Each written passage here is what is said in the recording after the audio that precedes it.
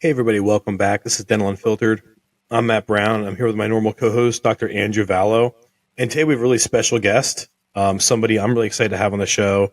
We have Kelly Schwartz from Schwartz Consulting. Kelly has been in the dental industry for a long time. He's a personality that talks on a lot of big stages.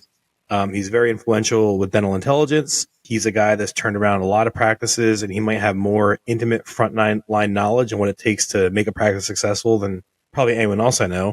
And he's somebody that helped me out and mentored me a lot through the dental industry and kind of has guided me a lot, and somebody I've really enjoyed with it. What we want to focus on today, guys, is, and having Dr. Vallo on here is really cool because Dr. Vallo is really good at turning the knobs and making practices get more out of them.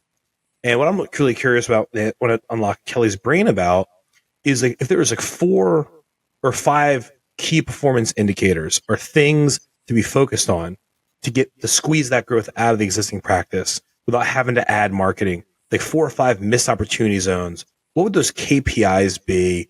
And how do you turn those knobs? And before we really get into that, Kelly, why don't you introduce yourself and tell us a little bit about your background and kind of how you ended up in dentistry? And then I really want to focus on what are those things? Like if you had one phone call with a dentist who was struggling with making it to that $1 million practice number, what are the 4 things you would start having them focus on? This is what I want to really talk about. But first, Kelly, tell us about yourself and kind of how you got into dentistry and, why you love dentistry so much. Sure. Thanks, Matt and Andrew. I've been coaching now for just over 30 years. I started with a little consulting firm in Dallas. Wanted to partner up with them. They didn't want to partner. Decided my wife and I back in '93 to start our own business. So we began consulting in a little town called Charlevoix, Michigan. The doctor was really influential. We did great things for him. He referred us to friends. They referred us to friends, classmates. So here we are now, 850 practices nationwide. Wow. In the United States and Canada that we've coached. When we say coached, that means me and my wife. We don't have a huge firm. We're kind of dentistry's best kept secret. We get on stage from time to time, but we don't advertise, market. We just help offices get results, and they tell their friends about us. So we've gotten in there and, boots on the ground in every one of our practices. So when we say we've worked with 850 practices, we've been in 850 offices working, with those teams over the last 30 years. Anna and I, we were looking the other day, we're at like 2,580 nights with Marriott in the last 20 years. So that's 7 years in a hotel room. Way more time than I want to spend in a Marriott, but good job. Yeah. So it's like home away from home, but it's the road warrior wounds, but it's kind of an affirmation that we're out there and we're making a difference in the dental industry. And we really enjoy that. We get on stage, like you said, but our forte is just hands-on in the office, helping offices improve on their systems that we know and can prove will get results. So we're walking the walk and talking the talk. You like getting on the front lines, getting in there and changing procedures and doing things and really getting your hands dirty, where a lot of consultants kind of consult from a distance. You kind of parachute, get in, get right in the front lines, listen to how they talk to patients and get right on it. We're immersive, right? We do some things virtually. Depend. We try to meet an office where they live, but 98% of our business, we're in the office about 40 hours over the course of a year and a half, working hands-on with them, with their team, where they live, what their problems are based on their location, their staffing, their personalities, and their systems or lack thereof. And we try to communicate in a way that everybody in that room understands how they contribute to the success of the team. So we build, the team and make sure that each individual understands the systems and how they communicate. You really navigate the human train. Go ahead, Andrew. Sorry. No, I was just going to say, that very cool. I bet you have some serious Marriott status at this point, Kelly, from all those nights. But yeah, we're titanium lifetime. Yep. And I found, after all these years, I found out the other day there's a secret level called cobalt. Oh, I didn't even know about that. I didn't either. So I'm I'm gunning for it. Are you getting close? Yeah. I don't know because they don't really make it clear on how you get there, but. We've been ambassador elite, but it's fun. There's a saying in dentistry that as a practice owner, if you can do a few things right, you can be successful. And I think that we're fortunate in the fact that, we're in an industry that has some pretty good profit margins, and you can make a lot of mistakes and still have a fairly successful practice, especially if you are the sole practicing dentist, because you're relying on the production pay from the dentistry that you're doing. However, I think a lot of dentists out there, there's a lot of low hanging fruit that they're missing. So, when you come into a new practice, I'm sure that there are a lot of things that, could be going better. How do you start the process? Like, what are some of the first things that you're looking at? And I'm sure every practice is a little bit different, but you've got to have some kind of formula at this point from all these years of consulting. We look at only the things that we know and can prove we can change. So to start that process off, we will take a dental intel snapshot to see not what they're doing wrong, but what is their potential. We're looking at things like, do they have capacity issues? Do they have, a lot of patients, as you know, our practices think they need a ton of new patients. And that may or may not be true, but they may also have a lot of patients that they've not re-engaged. So first thing we evaluate, how many patients do you have? How many are unscheduled? And what is your hygiene capacity to invite them into the door? You take a practice with 2,400 active patients, and we talk about KPIs, right? Key practice indicators. Well, I call it keep patients informed, right? So when we look at that, you get 2,400 active patients, but you tell me you have one hygienist. Well, then you don't have 2,400 active patients, because one hygienist can only have 768 1-hour openings in a 6-month time frame. So if you've got 2,000 patients at any one point, right away, you've got a good 300-400 patients that are overdue, right? If you can't get a new patient in within 8 working days, they're going somewhere else. Oh, yeah. So you got to have capacity issues. So we evaluate those numbers. Then the next thing we typically look at is case acceptance. We have what's called the 80-50 rule.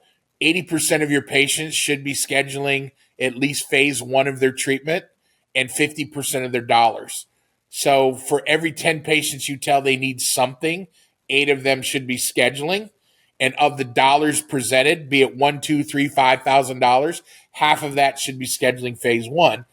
If not, we've used those 2 KPIs of 80-50 to realize there's room for improvement, because we have hundreds of practices that we could show you that have a 50% of the dollars and an 80% of the patient scheduling rate. So we look at those key things as indicators of potential for the practice. I would suspect that treatment acceptance is one of the areas that most practices could probably improve on. I feel like that's an area that's probably lacking. And I would guess that when you first, visit a practice that you're consulting on, most of them probably aren't hitting that 80-50 rule that you have. Is that right? Very true. Yeah. And if you look at it even from a marketing standpoint, where I know you guys help practices grow, if you're getting 10 patients in the door, but they're only scheduling at a 20% rate, your ROI sucks, right? Yeah. So if getting them in the door is almost the easy part, keeping them there and doing something with them is really the challenge. And so we work on things like phone skills and communication.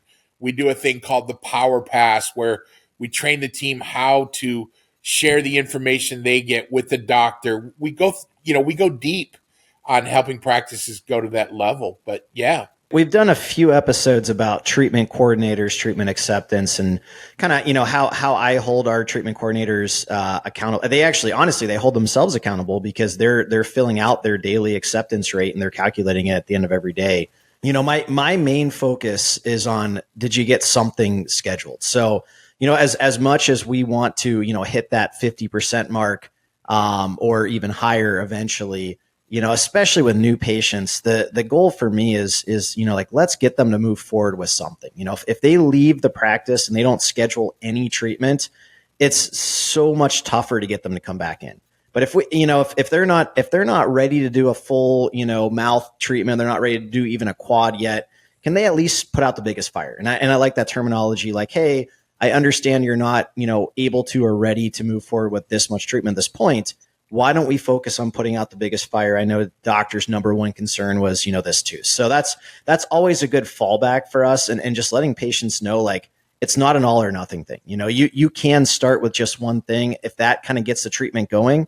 And, the hope is that they have such a great experience. They do continue to move through their treatment at that point in time. But what are some of your best practices you found when it comes to treatment coordinator? Is that something you recommend that every office has a treatment coordinator? How do you recommend that offices best utilize them?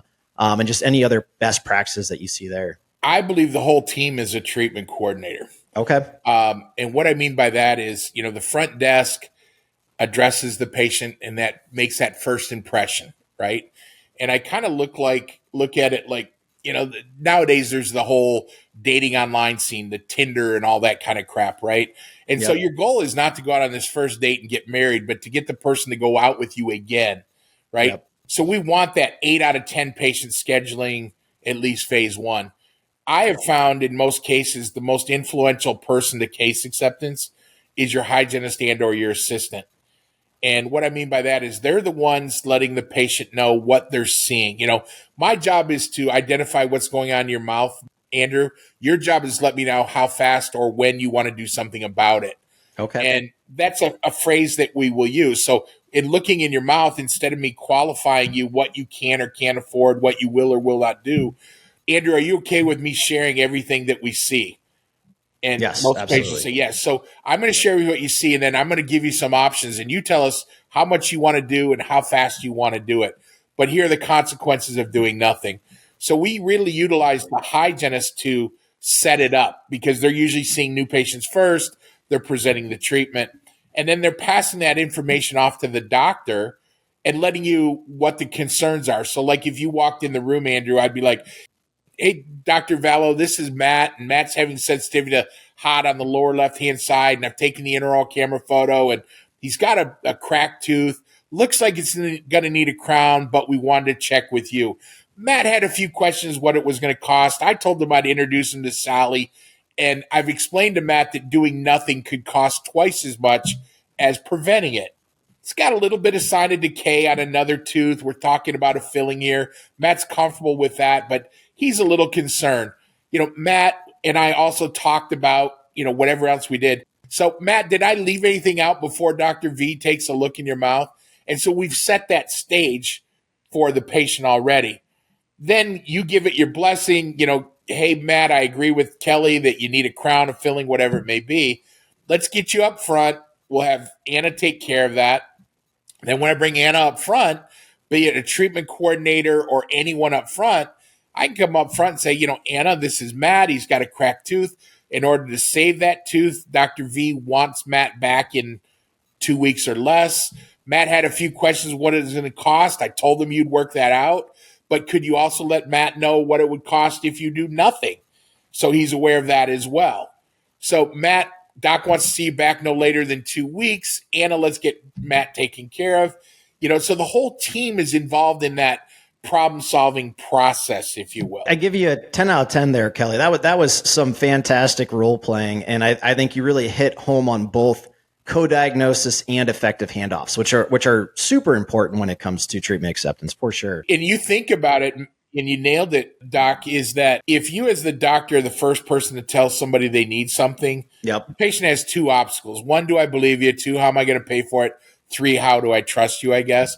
But as a hygienist or assistant, if I'm like, hey, here's what I'm seeing, here's what I think our doctor is going to recommend, and we are kind of triangulating, me as the staff member, you as the doctor, and the patients involved in their process, we have a much higher case acceptance rate. And we've done that over 30 years. We've got that track record. But it's key. But here's the other one. You talk about systems.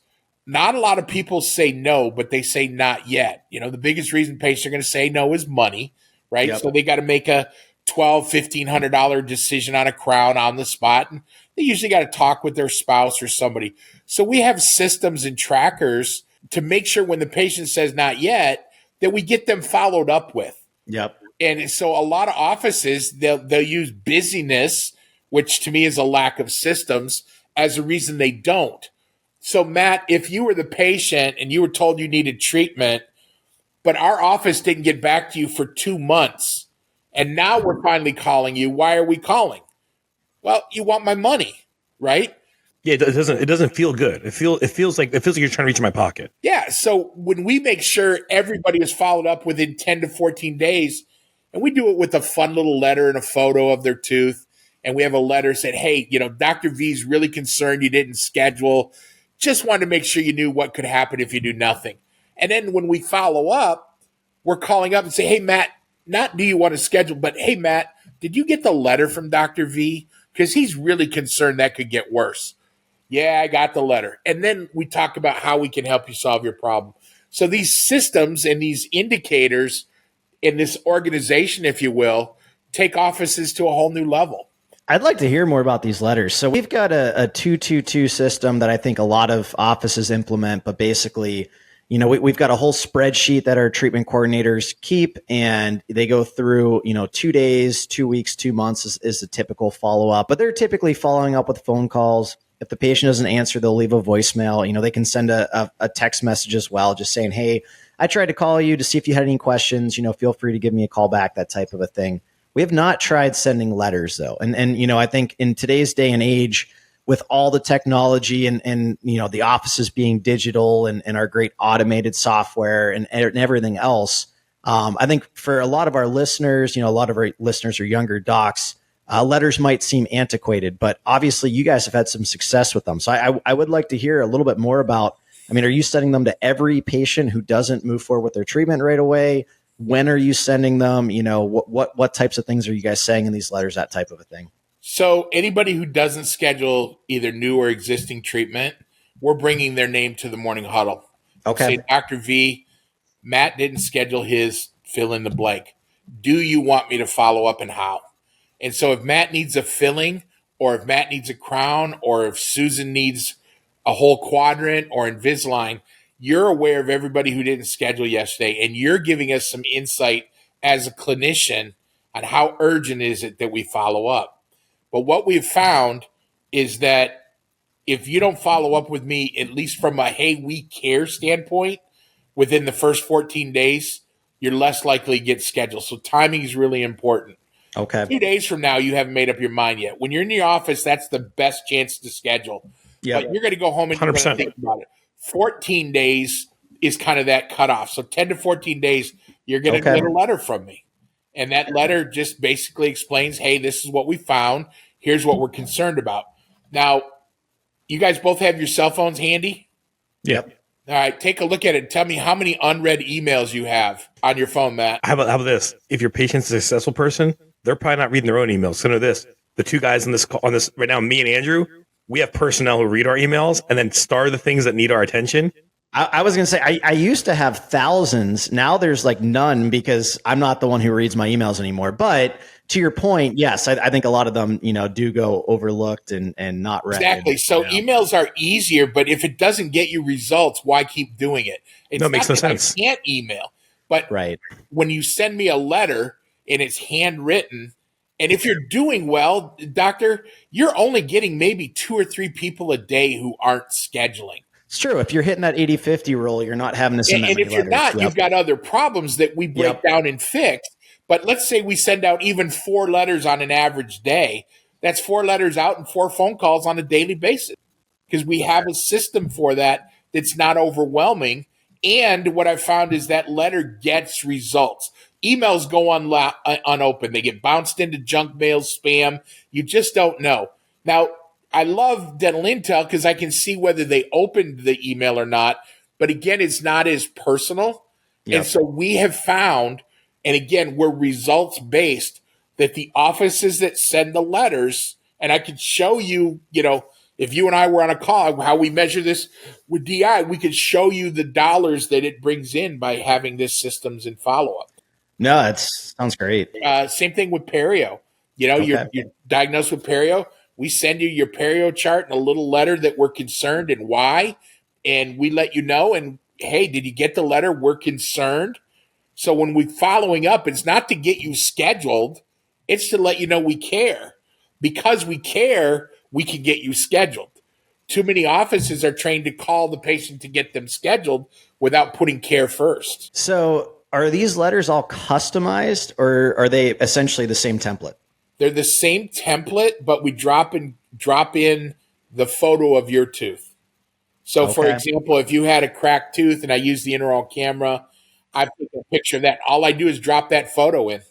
I might need to start looking at our systems a little bit because I think this is it. Obviously, it adds a little bit of work, coach, but Andrew, I know a good coach. Yeah, this is great, man. I love it, and thank you for sharing this. I mean, guys, if you're listening, again, at the end of the day, treatment acceptance is one of the biggest indicators of practice success. I think hygiene pre-appointment rate is another super important factor, but anything you can do, even just to make a small increase, in that treatment acceptance. If you go, I mean, if you're one of those offices that's under 60%, like many are, and if you're at 50% and you go to 55 or 55 to 60, I mean, a small increase in that acceptance is huge. Especially if you're diagnosing 100 to 200,000 a month. Yeah, absolutely. I think at the end of the day, while there are so many great automated systems out there, I mean, I think Kelly has a good point, and I think that, especially if it's handwritten, if you've either got a team member that has some downtime and can handwrite a few letters a day, or Andrew, just for clarification, the letter is printed. The address is handwritten. Okay, so they're only handwriting on the envelope. On the envelope, and the other thing that we ask at the bottom of the letter is you, as the doctor, write one sentence in red pen. Kelly, I'm really concerned. Kelly, call as soon as you get back from your vacation. Kelly, whatever, I know you're waiting for insurance, but I'm afraid the tooth won't cooperate. So we give you some little one-liners. So you're writing 4 one sentences in red pen, but the rest of the letter is all formatted. One knowledge point you dropped on earlier that I wrote down that I'm using is the whole, if you have 2,400 active patients and you have one hygienist, you actually have 768 or whatever the number is. That for me was groundbreaking simplicity. But also going back to the letter thing, let's say the letters, for argument's sake, let's say letters are handwritten for the listeners. Okay. If you're a listener, you're doing 30 to 50 new patients a month, right? And your person comes to you at the end of the day with these pieces of paper with a picture of the tooth on it that are pre-written, and you have to sign it and write a couple things in. It's only a couple a day. Yeah. Yeah. It sounds worse than it is, but it's actually not a lot. But that impact is huge. It's $1,500 that comes back to you for sending a freaking letter. It's worth it. Yeah. Listen, let's say you do it for a month. Let's say you do these letters for 1 month, right? And 2 people come back and their average patient value, right, is whatever. Take that number, divide it over the letters. You're getting paid a few $100s a letter. Yeah.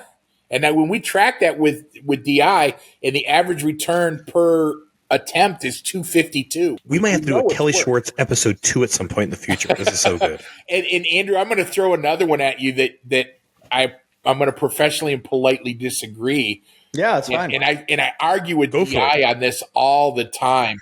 Is so many doctors, and this is where they haven't kept up, and you even can't say why, but they're really hell bent on a high hygiene reappointment percentage.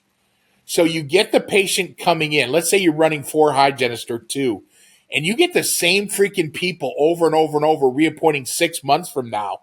But those patients don't need care, and you've got 500 people who are unscheduled who do need care.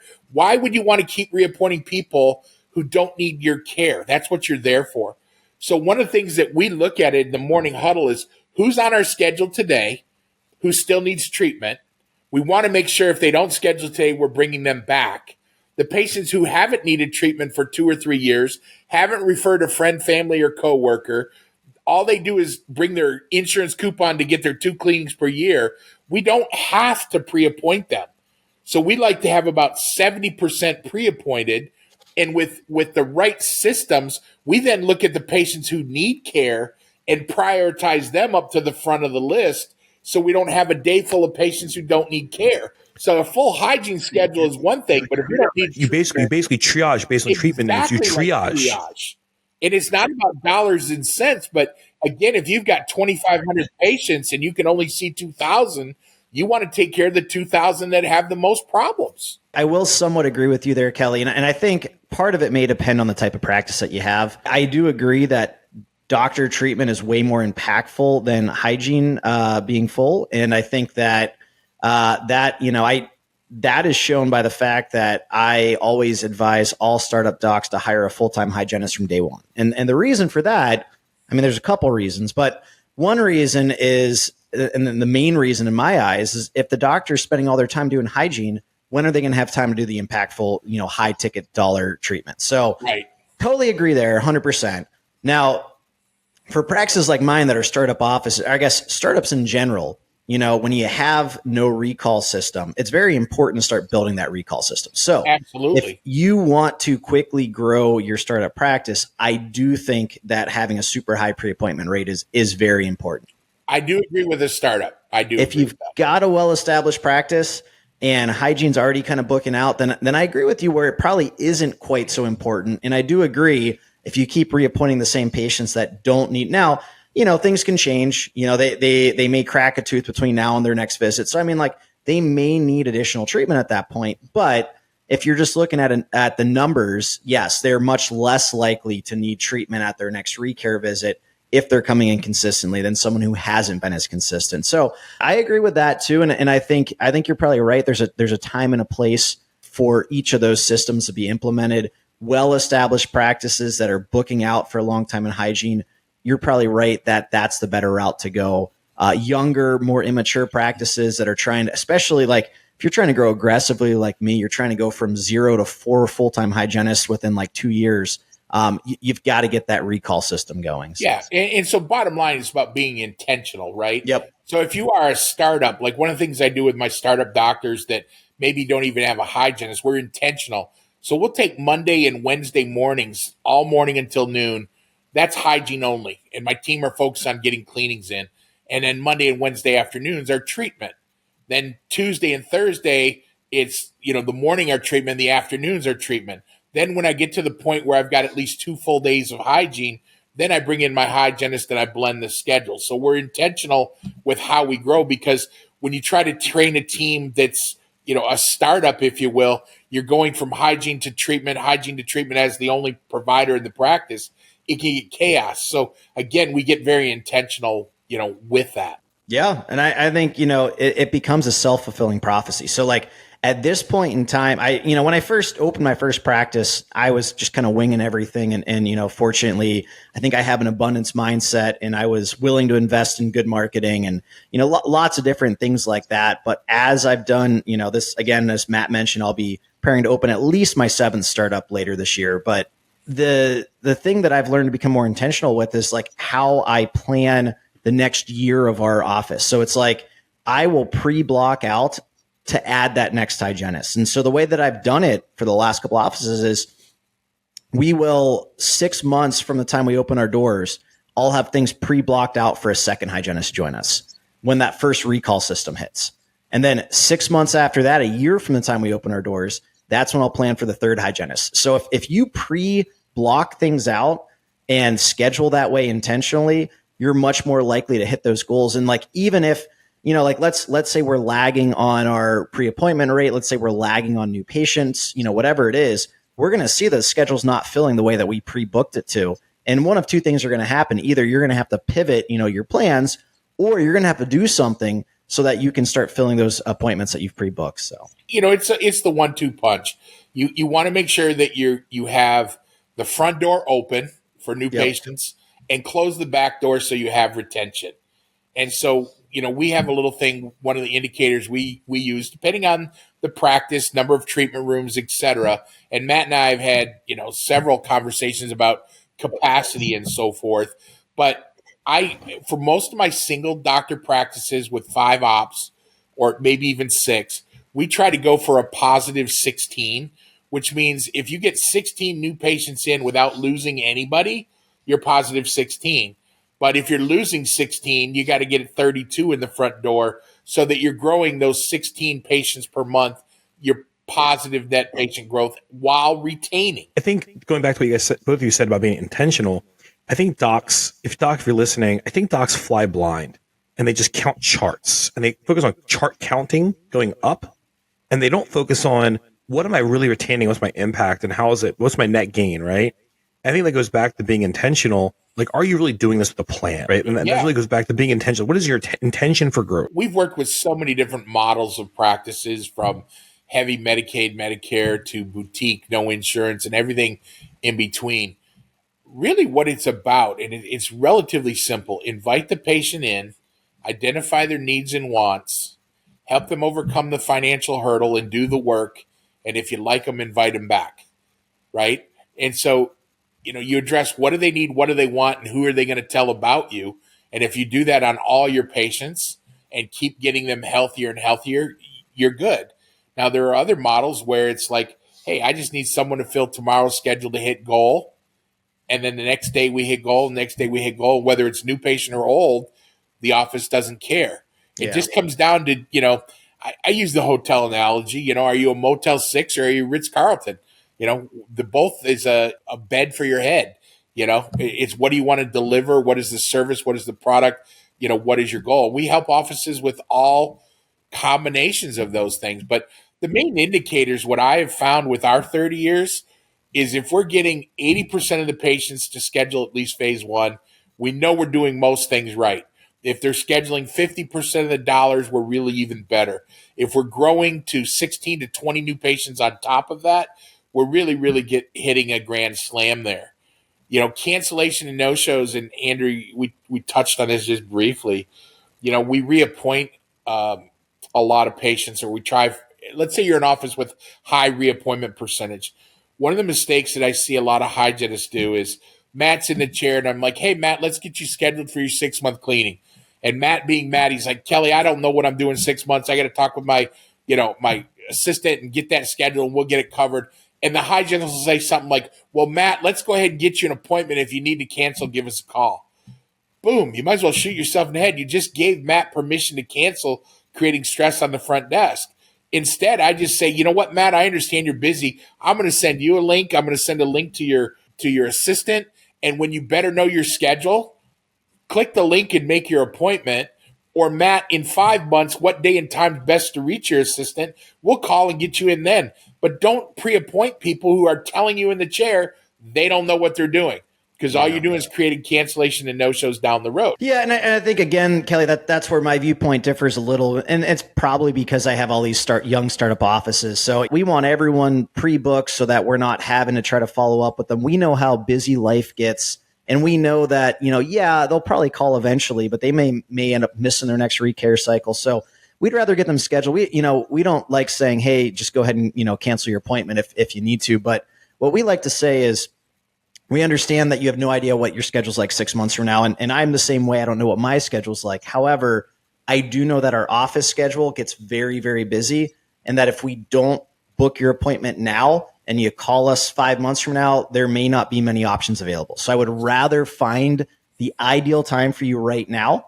And then as it gets closer to your appointment, if we need to change that time, we're going to give you plenty of notice. So, it's a little bit of splitting hairs and semantics there, but it is. But I go with the approach that I would rather have an opening my team knows they need to fill than a patient that I hope will show. And if I do, and if you are busy as an owner, does it matter to you whether it's Matt in the schedule or me? Because if we're building that abundance, and again, it is splitting hairs. It's deciding. And again, I have practices that are everything and in between, where we do want to reappoint everybody. Like if I'm running a one-person front desk, they may not have the time, but with good systems and technology, we can still get everybody back in. Well, and I was going to say, we've got a whole system for confirmations, and it's like if patients aren't confirming their appointments, they're getting moved off the schedule. So it's happening days before their appointment. So we're giving our team plenty of time to fill that spot. We're not reserving that spot up until the appointment day for a patient that we don't think is going to show up. And and I would say 95% of the time, if they don't confirm through our confirmation system, they're not coming to their appointment. So we've kind of learned how that works and best practices for avoiding those situations. With 800 practices out there in 30 years, I've realized there's no one way to do anything to be successful. And that's why we customize our training to meet the office where they live. What are their firm beliefs? What are their areas they are liking to improve, and what are the areas they're solid in, and we work with our teams to help them get there. But at the end of the day, Matt talking about a KPI, one of your indicators should be 0.85 hygiene patients per hour. So what that means is basically 7 out of 8 hours you got a butt in the chair. If you're doing an hour and a half scaling and root planing or new patient in hygiene. But also over 30 years, I find that we will have one no-show per day per hygienist is the average. Yep. And so an indicator that I look at is that we're seeing 7 out of 8 hours full every day. If not, then we have recall system issues, we have scheduling issues, we have patient commitment issues, and all those things are systems we've developed to fix. But if you're not getting 7 out of 8 hours full, then you either have too many hygiene days and not enough patients, or you're breaking some of your basic beliefs and systems. Let's say I'm a doc and I bought a new acquisition and I'm 6 months in, and now I'm at the point where I've earned equity with the staff. I've made some system changes. Now I'm going to start really attacking hygiene. Not a scenario where it's Andrew, where he's like mass growth all the time, right? From what I heard you say so far in this conversation is, if I can triage my patients that need a lot of work to the front of the line somehow, to have a higher probability to expose to their mouths, and if I can follow the 0.85 rule, I'll probably find good growth revenue there between those two moves in my new acquisition once the team is comfortable with all the big changes I'm making. Absolutely. So if I adjust my hygiene recall in that scenario, possibly, and Andrew, you can tell me if you think I'm crazy, and I go like, all right, well, we're going to triage these high value patients that need and most of our help. We're going to triage them to the front to make sure we give them the care they need and we expose to their mouths more. And I follow the 0.85 rule. I should see if hygiene drives production, my production should go up. Yeah, absolutely. Our average last year was over 360,000 in a single doctor practice. That was our average increase. Oh, for a year. That's big. Over the year. And our biggest was 1.7 million. That was our biggest growth in a single practice. Multi-doctor, but we really tightened up their hygiene program. I think they were running 6 hygienists, kind of running amok, missing a lot of opportunities. And one thing I find, the bigger the practice, the more slop. And so if you could tighten that up, they have huge results. And that's what transferred into 1.7 increase over their 4.2, I think they were doing before we started. So they went from like 4.2 to 6, somewhere in that range. So, but, the key indicators, get the right patients, not just any patient, into hygiene, educate, build trust, rapport, and relationships so the patient wants to go back out with you. Get 80% of them scheduling the first phase of their treatment, 50% of the dollars, grow between 16 and 20 new patients per month, more than you're losing. Everybody tracks new patients in, but they need to be tracking new patients out as well. Yeah. And finding out why they're leaving. What are we doing, right? Or what are we not doing? And usually it's follow-up. So question to both of you. Do you know the number one reason patients leave a practice? Stanford University did a study on this. 68% of patients leave for what reason? I think I've heard this. So is it no reason? Nope. It's lack of indifference or caring by the doctor's staff. Translated, no follow-up. You want me to come back every 6 months, but you don't invite me or you don't have room. You tell me I need work and I don't schedule, you don't follow up with me. I break an appointment and you tell me it's okay. Let's just go ahead and get you reappointed. Therefore, it's okay. So the reasons patients leave, we don't think you care or you're indifferent. Go into that. So we, because we're more on the sales marketing side when we deal with practice, and we talk about follow-up systems. And when we talk to front desk people about follow-up or office managers, they have a negative apprehension about it because they feel like I'm calling them to hound them for money. And they are not trained right verbally. They are, right? Exactly. We believe in approaching that task with the spirit of, I'm trying to help you and get you to care, because treatment plan compliance in dental is so hard. I'm going the extra mile to make sure you get the care. And when you do it in that spirit, it's a lot more comfortable as the person calling, right? So it goes right. That speaks right to your Stanford study of its indifference of care and not feeling cared for is the reason why, right? Yeah, that's really the approach is really what matters. It starts even like with the recall phone call. What is your staff saying when they're making that call to the patients that's either overdue or coming due? It's like, hey, Matt, this is Kelly. We were reviewing your chart. We see you're overdue for your cleaning. Do you want to schedule? That's kind of a standard blah, blah, blah versus, hey, Matt, this is Kelly. Dr. Andrew asked me to give you a call personally. He's concerned that you're coming due or overdue for your professional cleaning, oral cancer screening exam. We have a few select openings next week. Which would be best for you? There's a whole difference in the way we approach where care and concern and is personal, as opposed to, hey, I'm reviewing your chart and you're overdue, let's get your ass in here. So it starts right there. And then you go with the patient needs treatment and you follow up the letter. And again, you're not following up to get them scheduled. You're following up to make sure they know they got the letter and Dr. V cares about them. Yeah. And then all these things put together is the systems and flow that we teach that we have found to be very successful for 30 years. So you're prioritizing the human train over the clinical. Yeah. Which is, we talk about that all the time. Matt loves when he can use the word human terrain. That's his favorite phrase. Well, it's everyone focuses, like doc focuses on, like, let me explain to you how you do an implant. Let's find out the needs of the patient. That the most important thing people want to know is the why, right? And that's an overused cliche from Simon Sinek, but yeah, why are we doing a filling? Why are we doing a crown? And some people, when they ask you what time it is, they really want to know how to build a watch. Other people really want to know just what time it is. Make me feel good, make it look great, don't hurt me. Others want to know every single thing. You got to learn how to talk to the patients who's in the chair. So all things that we pull together, and we use the metrics to do it.